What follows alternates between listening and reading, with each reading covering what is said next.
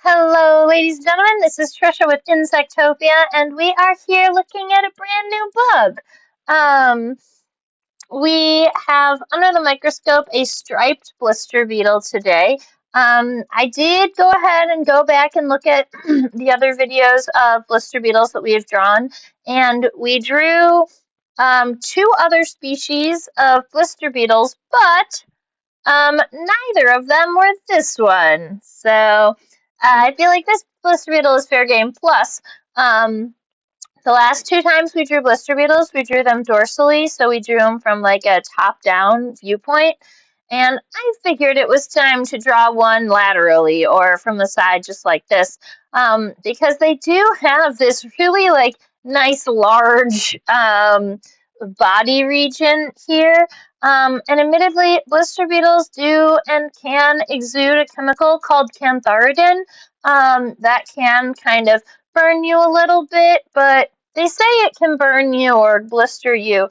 But anytime I've ever picked up a blister beetle, because I have, anytime I've ever picked up a blister beetle, the worst reaction I ever had was just like, um, your fingers almost like change color a little bit. They get a little bit darker, almost like you get a little bit of like a brown stain on your hand.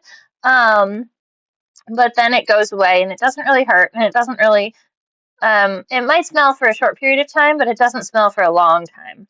I know, the underbelly on the blister beetle is so adorable. So I'm happy that we're gonna draw this from the side. You'd never guess how fabulous it is from the top. Now, I'm gonna go ahead and get myself a measurement of this blister beetle really quick. Um,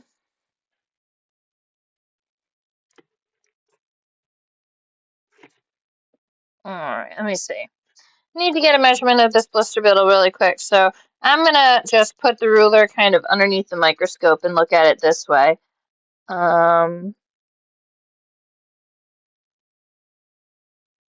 That's where the 1 centimeter mark is. So this beetle from the front of the head to the back of the abdomen, well, the back of the elytra is 1.6 centimeters long. This blister beetle, was collected by me in Kentucky in 2011. Yep, that makes sense. Okay. So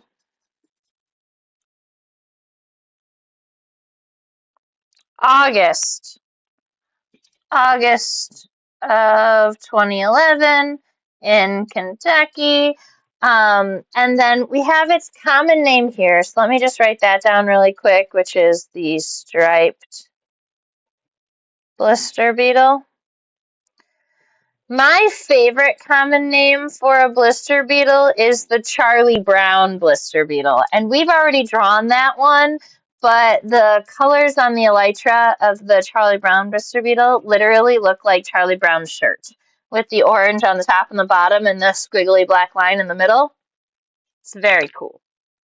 All right, so the species on this is Epicauta vittata.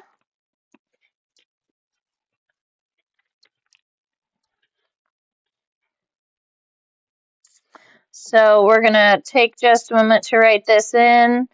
Epicauta seems to be one of the most common genera, at least in my collection. And honestly, I collect blister beetles when I see them and I know it's a new species that I don't have because I like them. Blister beetles have a fun, really thin neck-like pronotum that you can see there. And it's even cool from the top, which is I think why I generally draw it from the top, is because I like how the head is wide and the pronotum is narrow and then the elytra are nice and wide again. It makes it look kind of thin up there. And then there are so many different cool designs. There's like gray ones and black and yellow striped and red, and there's like a metallic blue one and a metallic purple one, and I don't know. Blister beetles are great. Blister beetles also have something we call hypermetamorphosis, um, which is even which is one more stage than a complete metamorphosis. So instead of it just being egg, larva, pupa, adult, like a butterfly or a fly or a beetle, this is egg, larva, larva, pupa, adult. And the reason why I say larva, larva is because there are actually two different distinct body forms that are larvae in this species. Um, the first larval form is a triungulin, and in this species, Epicauta vittata, they're actually not attacking bees like a lot of other blister beetles are gonna. A lot of blister beetles um, feed on like bees. This one feeds on grasshopper eggs. So even though the beetle itself can be an agricultural pest to farmers, its immature, or the triungulin, is actually kind of beneficial because it's feeding on grasshopper eggs, and the grasshoppers are definitely an agricultural pest. Um, all right, so way up here in the top, now we're going to go ahead and start and get started with our sketch. Ladies and gentlemen, I will admit to being a tiny bit tired and then hopped up on black tea. So don't mind me if I'm drinking a little bit of tea during class during sketch today. And we're gonna see if we can draw this semi quickly. I've been traveling for 2 weekends, and so I get this weekend off, and it's my first weekend off in a handful, so I'm excited about getting home and taking nice long sleeps. All right. So I like to start kind of with the shape of the head here, and the way that the head is placed on this blister beetle is very common for blister beetles. Instead of having a head that's sitting up and like looking forward, their heads are hypognathous, meaning their mouth parts are facing down. And then uh, their mouth parts are facing down. Um, And I think we are going to have a little bit of an issue with this in particular because the legs are super duper duper long. You'll see all those really long tarsal segments down there, which means that there's a pretty good chance that our leg is going to kind of interact with the head in some way. So we're going to try and kind of sketch out the leg a little bit too in the beginning so that we can attempt to avoid um, the head and the leg colliding. Admittedly, I like it when the head gets to stand alone. All right, so I'm going to imagine the back of the head here for the beginning of our sketch. So right around here, I want to kind of imagine what the full length of the beetle would look like on my paper. Just about like that. Okay.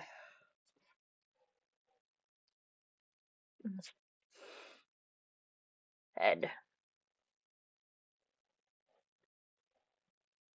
So I'm going to start with this kind of left parenthesis that is angled forward, and I'm going to imagine kind of now giving almost like a droopy letter D. Like we're going to make this nice and round, but I need it to go more kind of like further down. So maybe we can even call that a right parenthesis as long as it's nice and rounded up here on the top. A right parenthesis down, and then I'm going to kind of just connect. I'm going to connect those. I see. All right. If you take the length of the head here, that's going to be the approximate length of the pronotum there. The pronotum looks maybe a tiny bit shorter than that, but that's what we can use. Make sure that the pronotum connects up here on the top of the head because the bottom, all that is going to be like mandibles and mouth parts and things. When I look at and see the pronotum, the shape that I see is almost like a blunted triangular shape. So I want to make sure that it starts kind of narrow at the head and then gets wider away from the head. but it's not going to get incredibly wide because keep in mind that pronotum, we talked about it, it's kind of neck-like shaped. Um, and I'm going to make sure that the pronotum in this case goes just a little bit longer. I kind of cut it a little bit short. But that's our goal, is to kind of have this nice wide over at the end and then nice and thin at the beginning, kind of like a triangle. Now, if I was going to kind of measure this here, I want the elytra to come out right around here, kind of where this arch ends, and then up at the top. So that's where the elytra are going to come out. And admittedly, we've got nice long wings in this specimen. And Epicauta do fly. I regularly find them at nighttime and at gas stations, but recently, since all of our lights at gas stations have like switched over, like so many of them have switched over to LEDs, then I generally am going to find them at my black light at nighttime. My own light rather than gas station lights. All right, so let's see.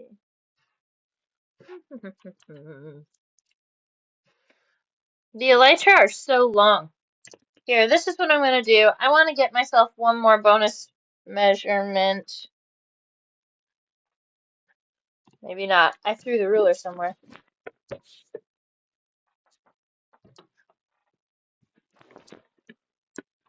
Huh.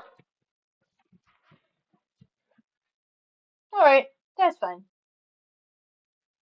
I was just gonna measure and see how exactly how long these elytra were, but that's all right. We're just going to kind of give ourselves the best guessed answer, which is going to be nice and long, especially in comparison to the head and that pronotum shape. Um, I would say at least 4 times the length of the head, if not more. Which means I'm going to take this shape and I'm just going to go all the way to the end of my paper. That should be right about what I'm at anyway. So I'm going to give the nice top of the elytra kind of straight, but then once it gets to closing it on the end of where I want to be, I'm going to make sure that it kind of drops down. But it doesn't have to be really, it doesn't have to be a drastic drop. It can kind of just curve down, kind of like this. Keep in mind, this is our nice light sketch before we zoom in and add all of our final details. And then coming on back, we're going to let it lobe just a little bit before it comes back up, flattens out, and is our elytra. So something along this line, these lines. Very good. All right, so we've got those elytra happening, and I think I want it to be more straight. It's definitely not concave like that. Something more like that. But now I do want to make sure I'm sketching in some of that underbody too, because you can imagine the bottom side of the body is like half of the drawing this time. And we can even see like sclerites in the abdomen and stuff, and the metasoma or the metasternum. So like there's all kinds of the mesosternum too. So we can see all kinds of fun stuff that we're going to be able to point out. Firstly, the legs here, they kind of have that crazy kind of wide triangular coxa. So the front leg kind of is going to come down with this coxa. And then I'm going to say I want the femur to attempt to avoid the head. And to make that happen, I think I'm going to have to make the femur come up really strong and then drop the tibia. And I think that the tibia is actually going to be kind of short, so it's going to end more like that. But then you've got those nice long tarsal segments that I'm hoping I'm going to be able to kind of bend around the head a little bit. And so that's going to be my goal for the front leg, as we've got this coxa, the femur kind of coming up, tibia coming down, tarsal segments. Then that body here at the end is nice and absolutely ginormous. And it's specifically going to be just the meso, just like right here on the second segment of the thorax, and then back to the abdomen. One characteristic that I'm noticing is that the bottom of the body is much lower than the coxa here. And so I want to make sure that when I'm sketching, I at least get the body low enough that it's going to be past that coxa there. I might even end up making the coxa a tiny bit smaller. But I don't think that's right. I think that, let's see. Yeah, the bottom side of this body is actually pretty accurate to size, which is wild to me. All right. Then the middle leg is going to be connected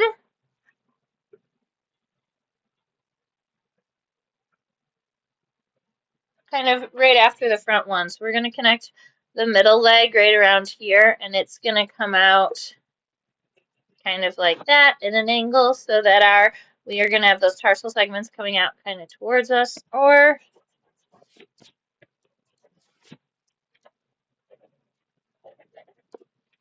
more like that so that these legs match up a little bit better. The legs are actually so long that they look a little mosquito-like, admittedly. And then that hind leg is actually connected right about here. You can see that, maybe a little lower, but you can see more of the body kind of underneath that metacoxa here. Then we've got that femur that's going out, the tibia that's going to come down, and some tarsal segments. So that is going to be my kind of estimation or my kind of light sketch for the blister beetle. That gives all of that gives graphite on the paper so that it's not as that gives graphite as the paper as long so that like the paper doesn't seem so scary. Sometimes I find that a blank white paper is harder to draw on than something that already has a little bit on it. Some guidelines. All right. My computer, right before we started this live stream, decided to start fighting with a microscope. So I apologize if this screen is very likely about to disappear really quick and then come back.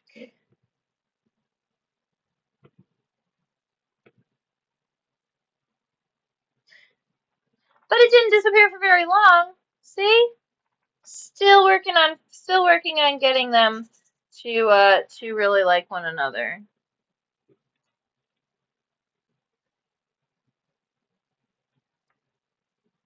Look at the hair on his face.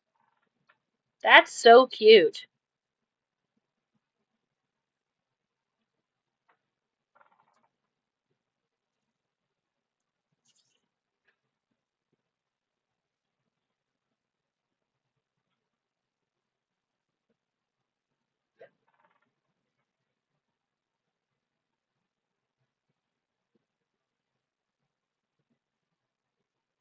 Those eyes look weird to me. They almost look like rounded number threes. Rather than being one lobe or being reniform, they almost look like there's kind of like two lobes there. That's weird. Okay. Camera decided to not. Okay, there we are. All right, for those of you watching today, I love when people chit chat with me. So if you wanna, you can always feel free to drop a chat in the comment section and we can talk about whatever you would like to talk about. And until then, I'm gonna talk about anatomy. So I am looking and seeing a compound eye. And I don't think we have a name for this kind of compound eye, the kinds that has kind of like the number three, like shaped like a rounded number three. It's weird. Okay. Um, I want to make sure that we rotate this head so that it is facing down. So watch this. I'm gonna break the rules.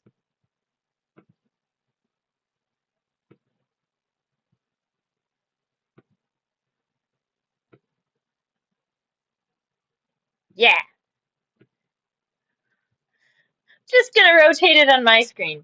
That's the angle that we're going to be drawing this head. Um, and I would have to turn on and off the camera to fix it, so I'm just going to rotate that screen so that we can get it done. The back of the compound eye is primarily straight. It looks like there's almost a little divot there, right where there's the reflection of the light. But I think that the light is actually just playing with the image.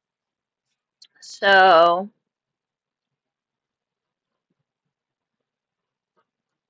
got a nice decent sized compound eye. It's not going to start way up here in the back. You've got that nice rounded crescent on the back of the head. Then it's going to wrap around very close, kind of close to the top of here. But then it's got that first dimple there on the compound eye, that's for the antenna socket. Um, So that's where the antenna is going to be connected. And then we've got another one that kind of is flattened out like this.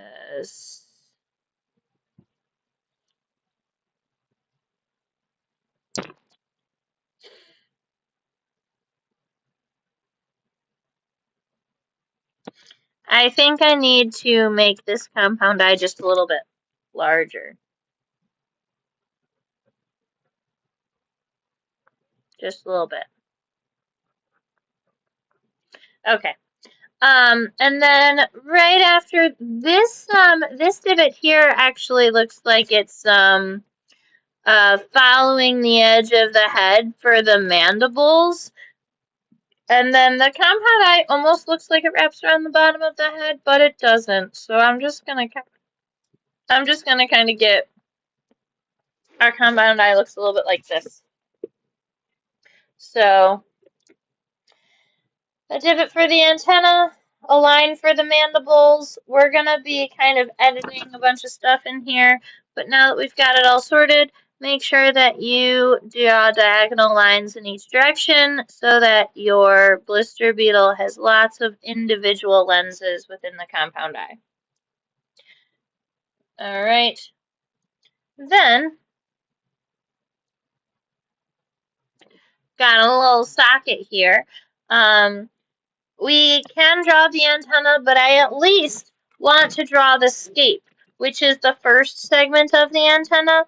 And that's because I want the antenna to be at least longer than the edge of the head so that when I'm finalizing the edge of the head, I don't have to go back and erase it. All right, so anything that's going to cross the line, I want to finish that first. Now, I think that at this point I can draw the overall shape of the head, except I want to make sure that the top of the head is just a tiny bit more rounded. So I'm going to go ahead and, oh, you know what? Watch me do it in ink. Okay. So make sure that the top of this, the top of the head stays nice and round.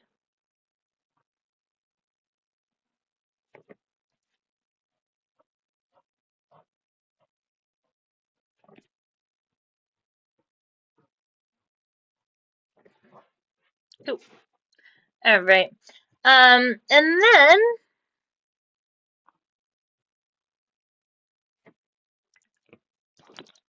the bottom of the head here where the mandibles are occurring, we've got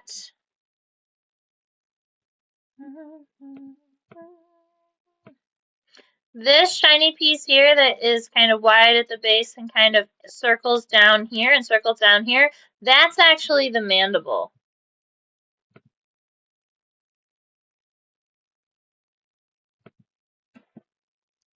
Yeah, I agree, Bags. And thank you for messaging.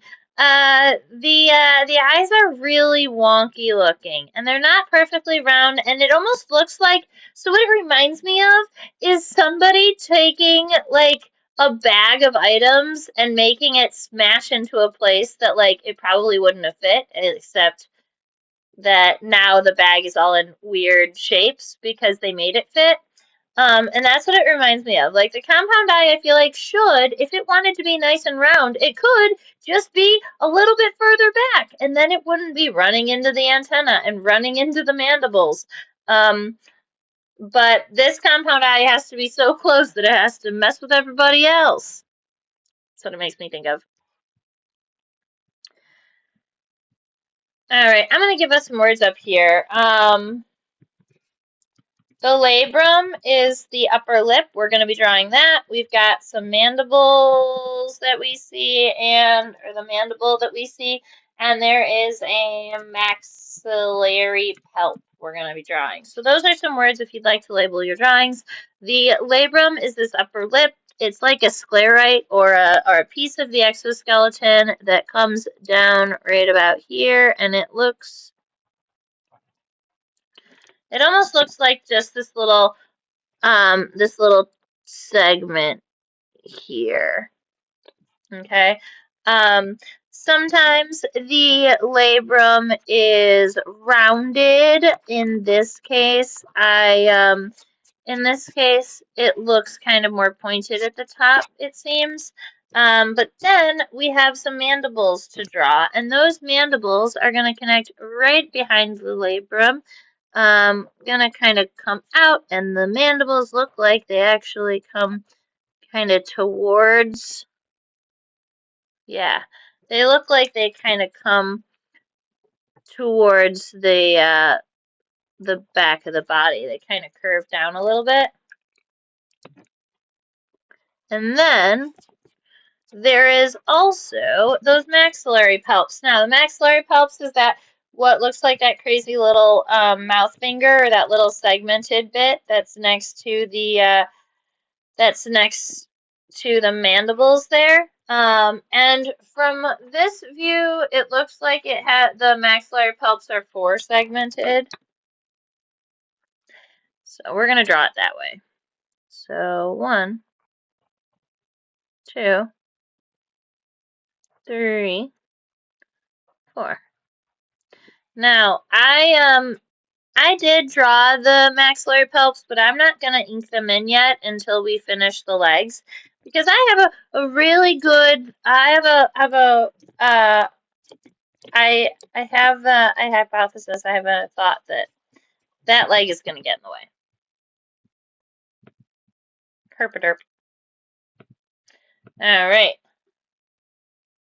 Let's go see about switching over to look at the pronotum a little bit.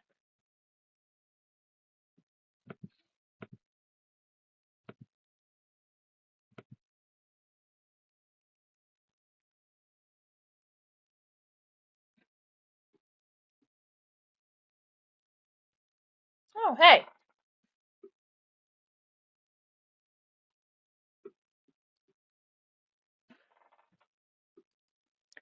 My camera's decided to work again. Cool.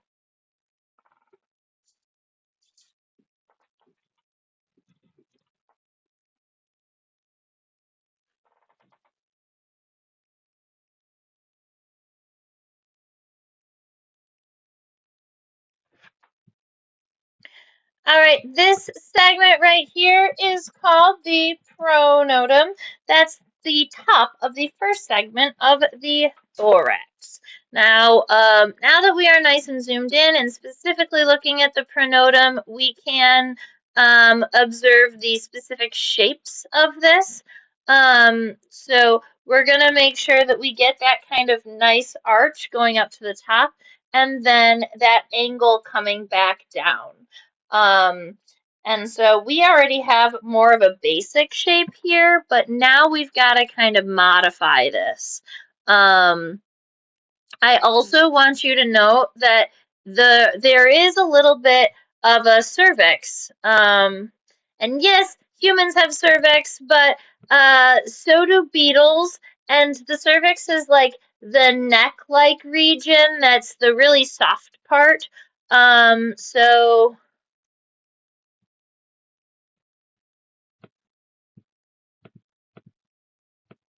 these.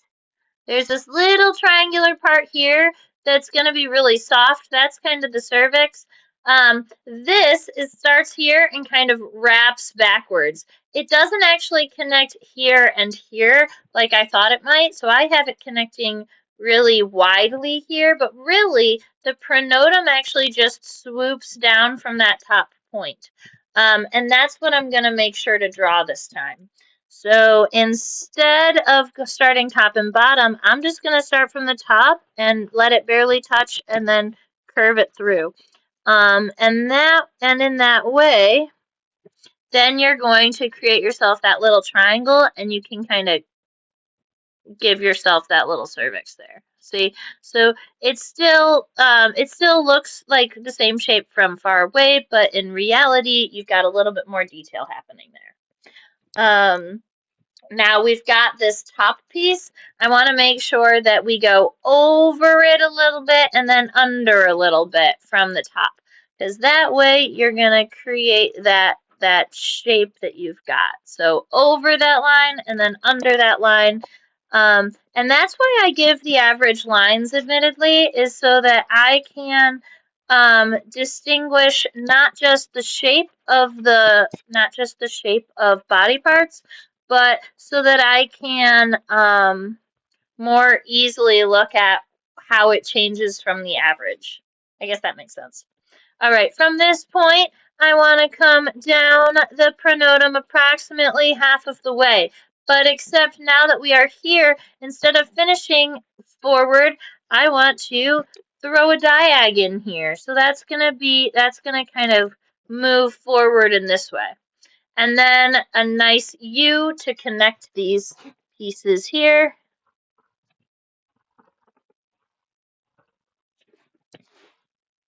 All right, I am actually pretty happy with that pronotum. I think it's decent.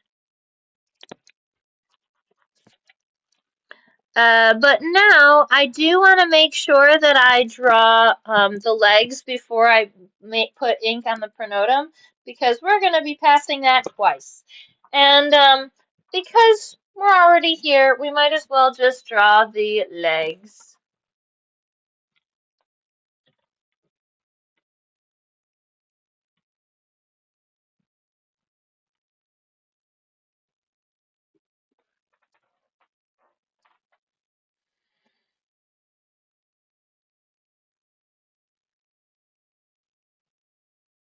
I'm going to give you the names for the body parts here. So the words that I'm going to be using are the coxa, femur, tibia, and tarsi. These are leg segments. The coxa is the hip, so it is the first segment that's coming down. Sometimes the coxa is actually directly connected to the body and it doesn't protrude, but this one is like fully protruding. It's like out there. It honestly is reminiscent of like a praying mantis coxa, where it's just like really nice and long. Here. So make sure that leg connects to where that angle ends and not at the beginning. So um, I had my leg connected a little bit too far back. And then we are going to come down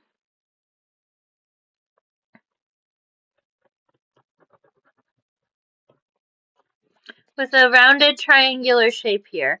Now, the femur, I'm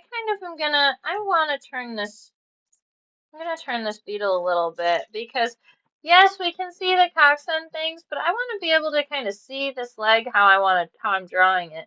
And I think this will be a better view, at least of the femur and the tibia at the same time, and then we'll go and look at the coccyx. So, a couple of things I wanted to see. I wanted to see if there was anything interesting happening on the femur. Pretty much no. There is a little bit of widening at the base and a little bit of narrowing at the apex of the femur, but Then you've got the tibia, narrow on the top, a little bit boot cut on the bottom, a little bit wider on the bottom.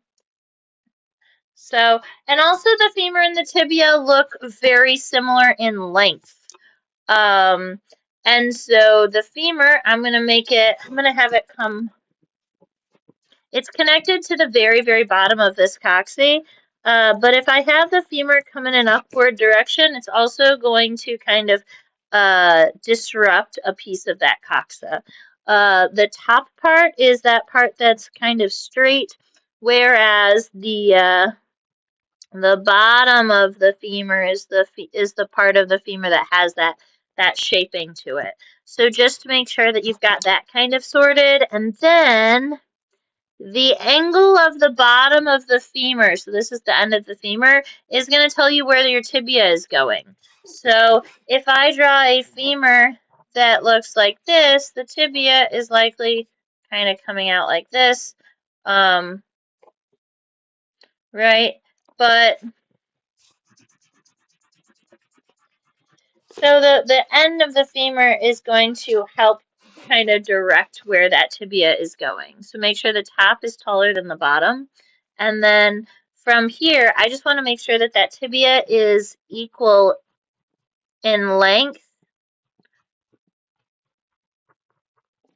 And I'm trying my best to follow my little stick line here so that I don't mess with the mouth parts very much. And admittedly, I think I'm doing a pretty good job. All right, now let's go look at the tarsal segments. I do believe blister beetles are 555, but we're gonna go and count them anyway.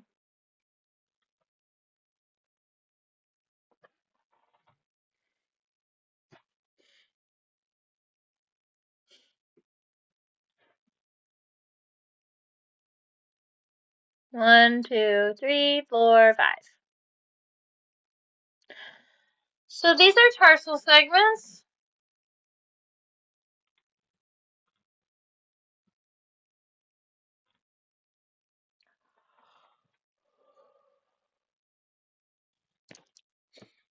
When I see triangular segments like this, oh, don't bump the table, Trisha. Sometimes I think of like really strongly triangular segments as like um a line of like ice cream cones. But these are actually more rectangular than triangular, unfortunately. So 1, 2, 3, 4, 5. Let's count them. And not all of them have to be flat because these tarsal segments are really long. And a lot of times when you've got really long tarsal segments, you end up with when you have long tarsal segments, you end up with one or two of them that kind of stay the direction of the tibia to kind of make them stand up a little bit taller. 1, 2, 3, 4. And then that last one is more raindroppy, so kind of narrow at the base and round at the end, although it's not that wide. I need it to be kind of narrow. And then you got tarsal claws. There you go. So we've got that front leg. And admittedly, I'm thinking it looks a hell of a lot like a blister beetle. And now I can finish drawing that head and these maxillary palps that are 4-segmented. So I can actually draw all 4 of those in. I can get the pronotum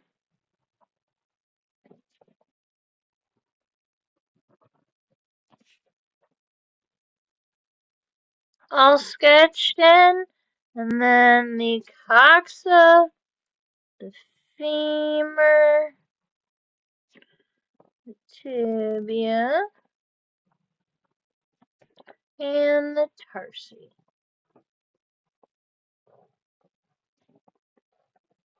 That third one got a little wonky, but that's okay. Something like that. Let's go look at the legs. Or the legs. Let's go look at the antenna.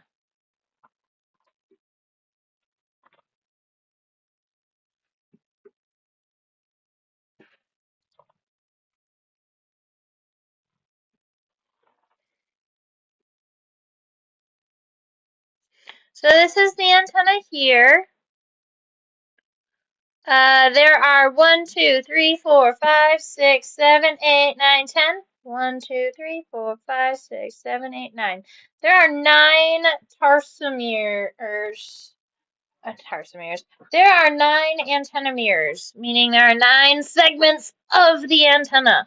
The segments of the antenna actually do get names. I'll go ahead and give them to you. Those are the scape, the pedicel, and the flagellum. And that is, the scape is the first one we've already drawn. The pedicel is that next kind of sub-triangular segment there. That's going to be the second segment. A lot of times the pedestal is shorter than the scape because it helps with the bending of the antenna and the doodads. All right, so we've got that, the pedestal. Now the flagellum are longer kind of rectangular segments. 1, 2, 3, 4, 5, 6, 7 more. So I'm going to say 3 is the largest. 4, 5, and 6 are smaller, but of equal size to each other. And then 7, 8, and 9 get smaller as they move forward. So that's how I would describe this. So that first segment of the flagellum, or the third segment of the antenna, is the longest. And I'm going to make my antenna come up and over the head. So we've got that one. Now we've got 3 segments that are smaller than this one, but are equal to each other. So that's 1, 2, 3. And then we've got 3 more segments, but they get smaller and smaller. So that's going to be 1, 2, 3. And I'm actually pretty happy with that, so I'm just going to go through and ink it right away.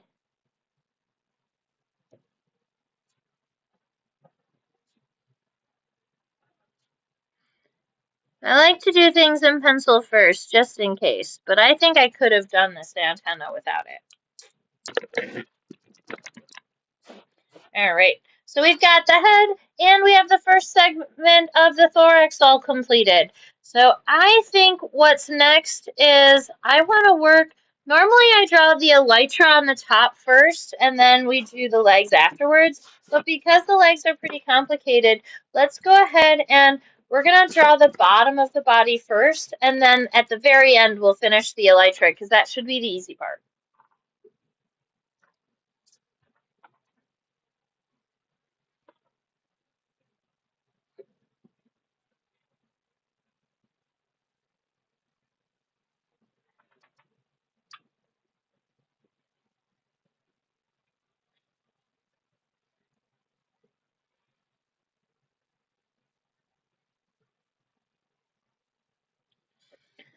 All right, what you are looking at in this view is the thorax. Now, you have heard me say the word pronotum probably over and over at this point.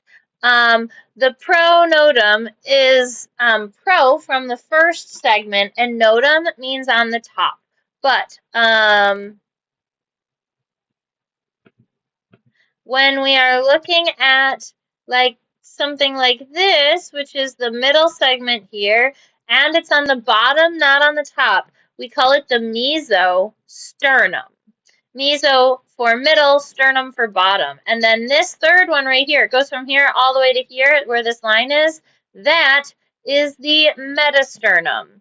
Meta from the third segment of the thorax and sternum from the bottom. This little rectangular piece here where the hind leg is connected, that's actually the coxa. So the metacoxa, or the coxa on the hind leg, is actually flattened and against the body in this group of beetles.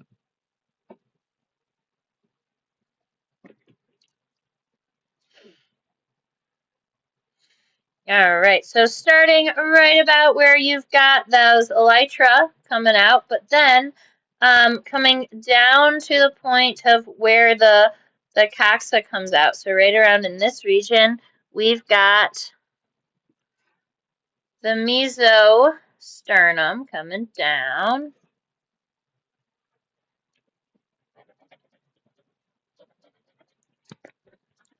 All right, I'm going to call it a shape very similar to this, kind of like a slanted rectangular shape coming down. And then the middle leg is going to connect directly to this. And I think I had the middle leg just pushed back almost a little too far because it's going to connect right around here.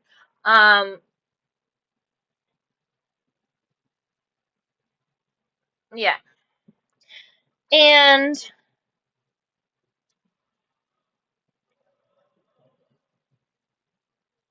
there. And the coxa is going to connect right after this. So something along the lines of ba-doop, boop, boop. All right, this is going to be our shape here. So this rectangular piece here is the mesosternum, and then this is the mesocoxa.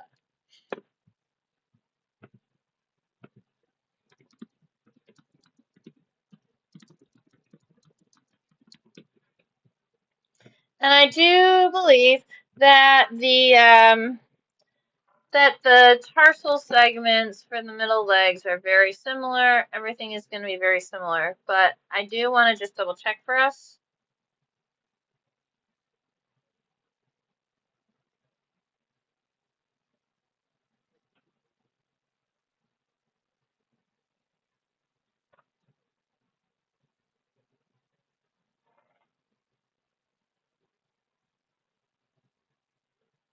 Is the purplish shiny bit part of the metafemur?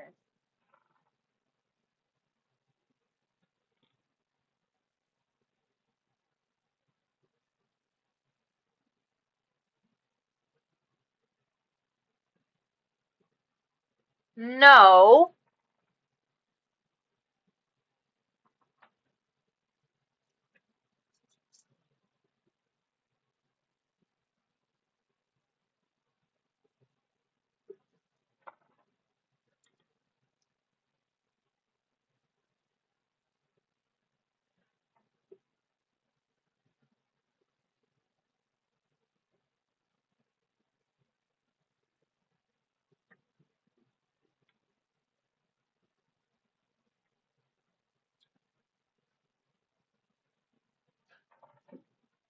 So that purplish shiny bit is actually an indent on the coxa, and it seems to be kind of where the femur would kind of fit into the coxa if it was standing upright. So if the femur wasn't pushed back so far, if it was up and then coming down, it would kind of fit right there into that coxa. I believe we call it a coxal cavity. Um, and I understand that it looks a little purplish on the camera for sure. It is kind of purplish. This is actually true. This is pretty true to color here. Um, it's but the reason why, yeah, Bags, you've got it now. The reason why it looks shiny is because it's the only region of the body that isn't covered in hair. How would I describe the textures? So I would say that the fluffy region or the hairy regions of the body would be described as setose because setae is our word for hair. So setose means hairy or fluffy. And then that coxal cavity I would describe more as glabrous, which is our big science word for shiny.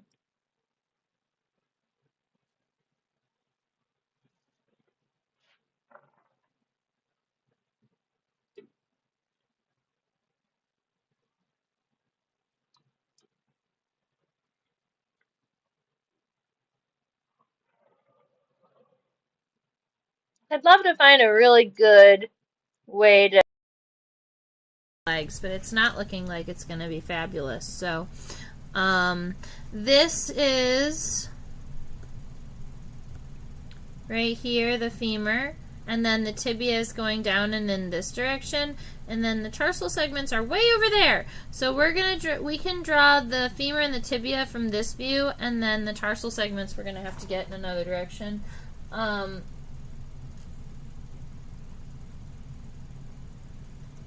I'm keeping an eye out for tibial spines, and I haven't seen any yet.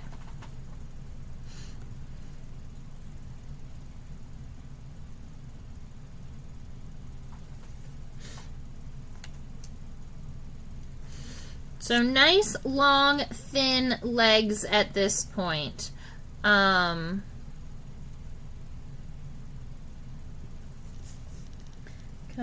back. Oops. Too thin.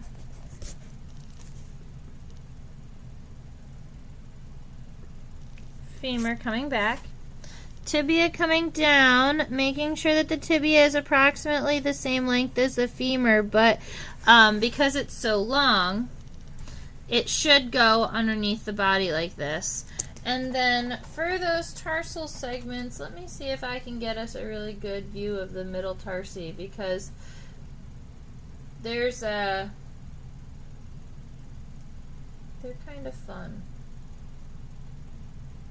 They like to hold on to their own legs when they, and I guess I didn't spread this one very well because its tarsal segments are all intermingled.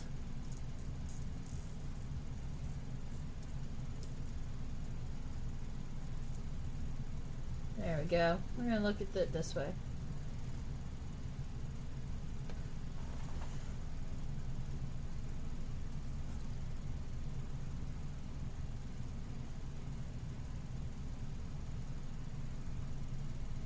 So I'm trying to get a decent view of those tarsal segments on the other side, because it's these tarsal segments here that are the middle leg. So counting from the end, that is 1, 2, 3, 4, 5, and this is the end of the tibia. So this first tarsal segment is really, really long. 2 and 3 are of equal size, 4 is smaller, and 5 is really thin. But if you look at the very end of the tarsal claws, there are actually 2 of them. Kind of like this. These.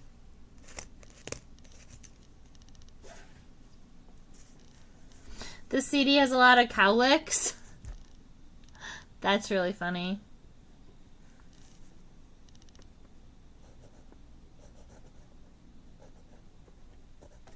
One.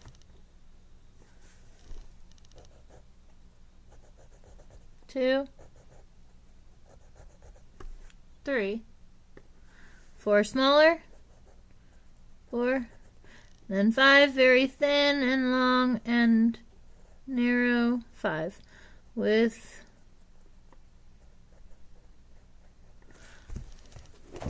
normally it's just 2 little claws, but this one they're split on either side, so it's technically 4. Okay.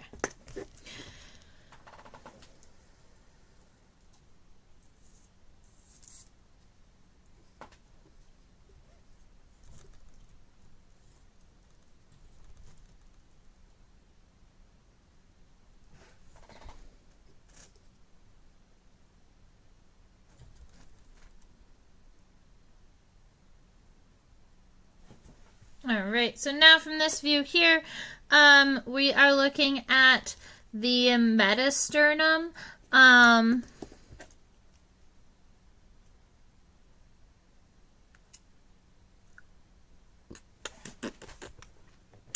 kind of want to give us that little circular segment on the top, but I don't know what we would call this. And my brain says, it's the mesoepisternum, but I don't believe my brain.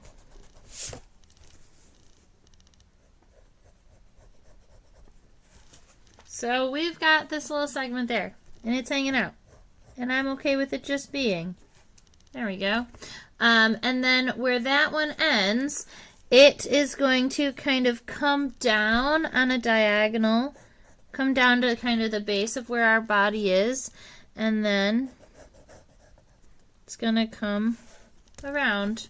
So we've got this nice segment here, and then this nice segment is where the hind leg is connected.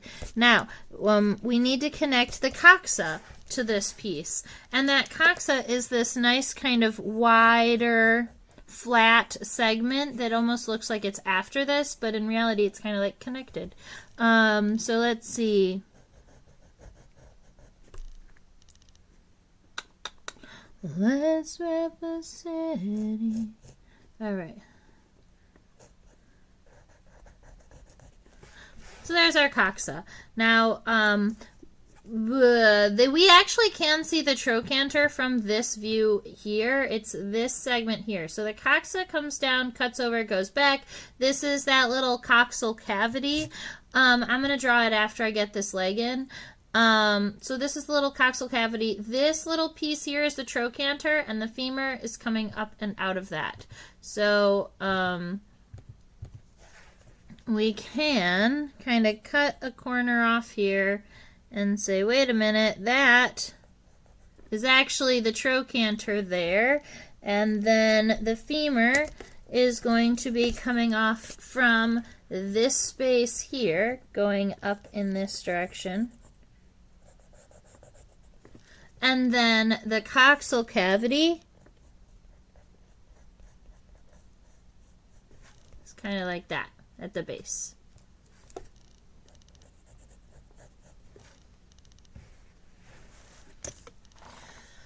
Let's go look at some hind legs.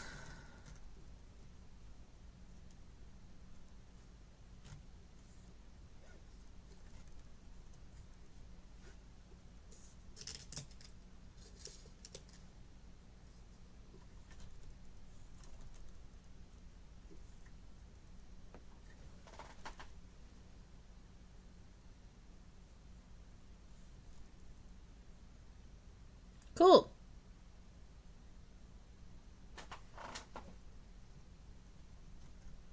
Did I know that they were 554?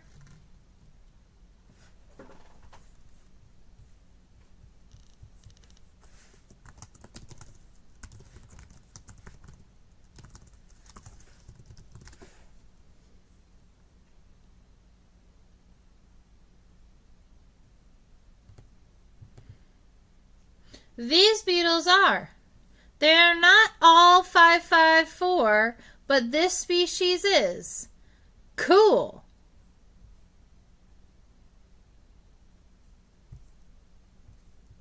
Fun. So, what I mean by 554 is they have 5 tarsal segments on the front leg, 5 tarsal segments on the middle leg, but when you get to the hind leg, there are only 4. And those segments look nice and long. So we've got that nice long femur. It's coming up. The tibia almost looks longer than the femur in this case, so I'm going to make sure that the tibia stays kind of like nice and long here, especially because we've got one less tarsal segment. So we've got that hind leg coming back. The hind tibia does, in this case, have a tibial spine. You can see that down here. I'm going to focus down so that we can see those tarsal segments a little bit. Maybe about like that. We've got one tarsal spine here, a tibial spine. And then we've got 4 rectangular segments. That is going to look like 1, 2, 3, 4. I always like to round my last segment. And it looks like the hind tarsal claws are, oh, it looks like it, but they are not singular claws. Those claws are they're just like cuddling with one another. There are still 2 on each side. I bet you I could show you that closer.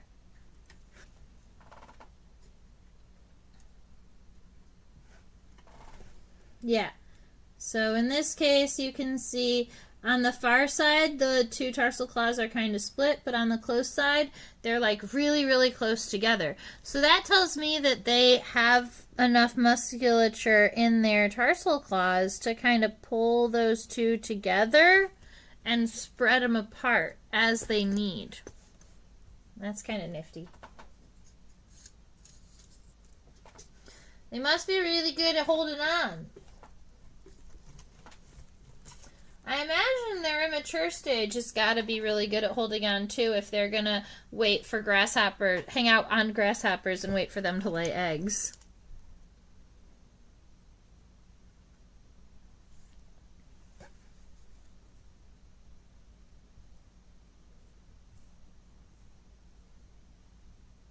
All right, so at this point, we've got that front leg done. We've got the middle leg and the hind leg all sorted. We are looking at sketching out the abdominal segments here.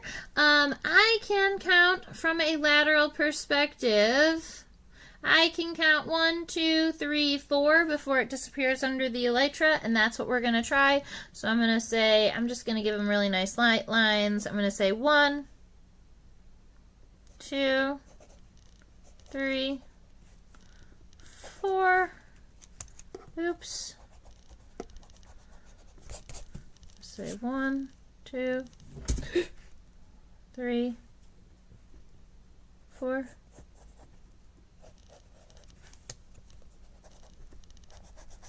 I'm cutting it a little bit shorter than I had because I have too much abdomen space, I think. I need to get things a little bit wider to make them right. 1, 2, 3, 4.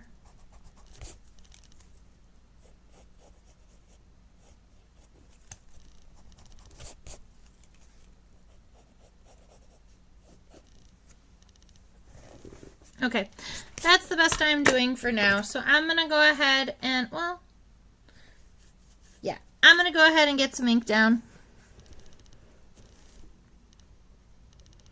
Because that's also going to help you see some of my, some of the lines a little bit better.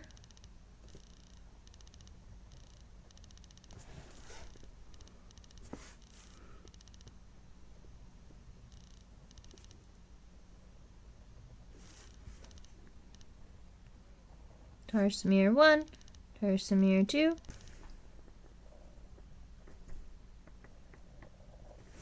And then we've got this Epicauta here with that really fun coxal cavity, that trochanter here, and then the femur coming up. Tibia coming down, and then a little spine, and then 4 segments on the hind leg. 1, 2, 3, 4. Double claws. And then gonna get some of these segments in 1, 2, 3, 4. Awesome. So now all that is left is to make sure that these elytra are just the way that we want them.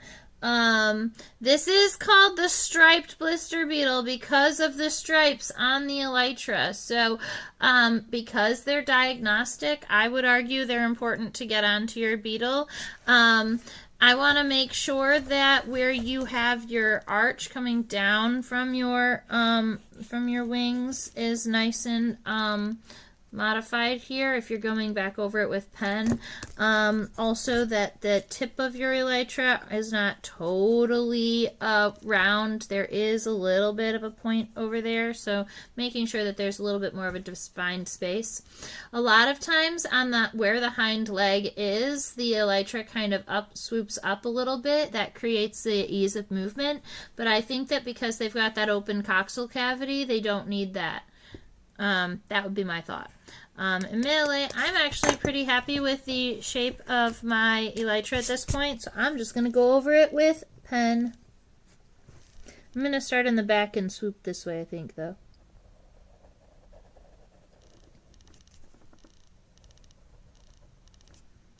Yeah.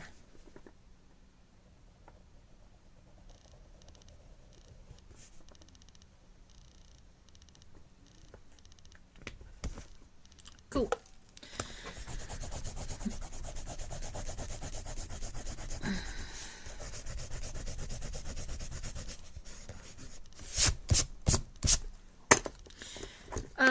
Because the colors on the elytra are not, they're not like separate segments and things, I'm just going to do these in graphite. We've got that nice dark line here. But it does have that little bit of a yellow stripe in the center of it. So I'm going to outline that a little bit. And then we've got one more coming up across the top before we end up with the elytra on the other side. And so we've got these nice dark stripes in the elytra. And one of those things that I'll do is I'll come in and drop some graphite. I might even smudge it a little bit. The issue though is going to be that I might not have a thin enough eraser to erase the center here. Oh, I guess I did it.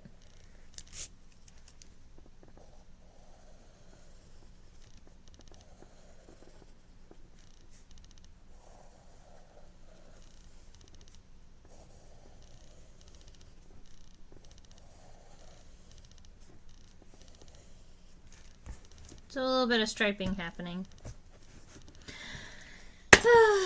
Alright, that is the striped blister beetle.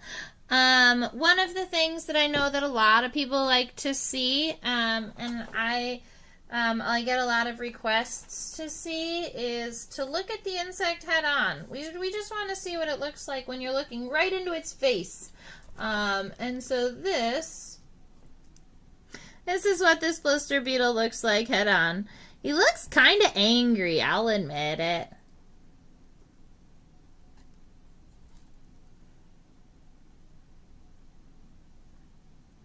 So, this is actually a really good viewpoint for a couple of the different head regions. We can see the fronds really clearly. Let's see, what's the other one on the top?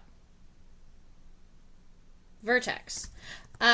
The vertex is going to be on this beetle. It's going to be this space where it's like the very top of the head, specifically the top of the head and behind the compound eyes on an insect is the vertex.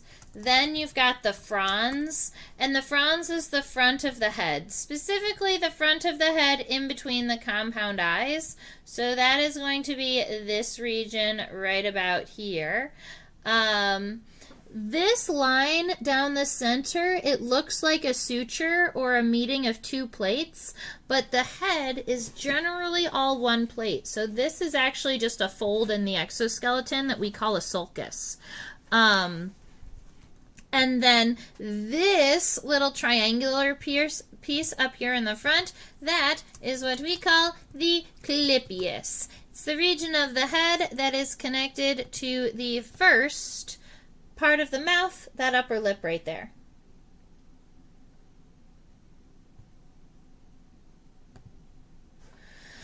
Sewing Nancy says, as long as he stays his side, no director cuts with that face. 300 times larger.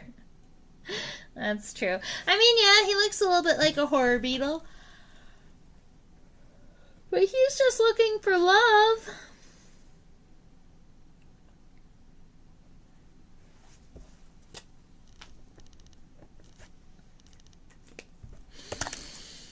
All right. Well, that is our beetle for the day. He's got eyebrows. You know, like those dark spots? Oh, that's funny. It's like, if those were his eyebrows, he's really angry.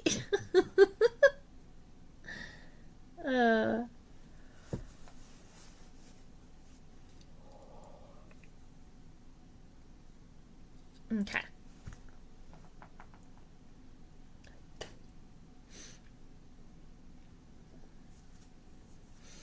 I don't think there are any other regions of the body that are particularly interesting. We already saw the lateral perspective. I started, I think, showing, maybe we haven't seen dorsal yet, but I guess we could do that.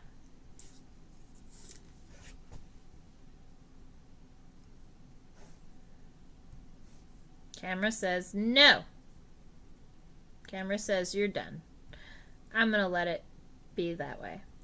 Okay, so I want to say thank you all so much for hanging out and for drawing the striped blister beetle with me. I want to thank Sewing Nancy and Bags in the chat for chit-chatting with me and asking fabulous questions. We did keep the conversation going. I appreciate that. If you're curious to find me on any social media, I'm at Insectopia 2015 on Facebook and Instagram. If you are looking to find me on, well, you've already found me on YouTube. And reach out and show me your drawing or whatnot. It is Trisha at theinsectopia.com. That's me. All right. I hope you all have a fabulous rest of your week and stay buggy.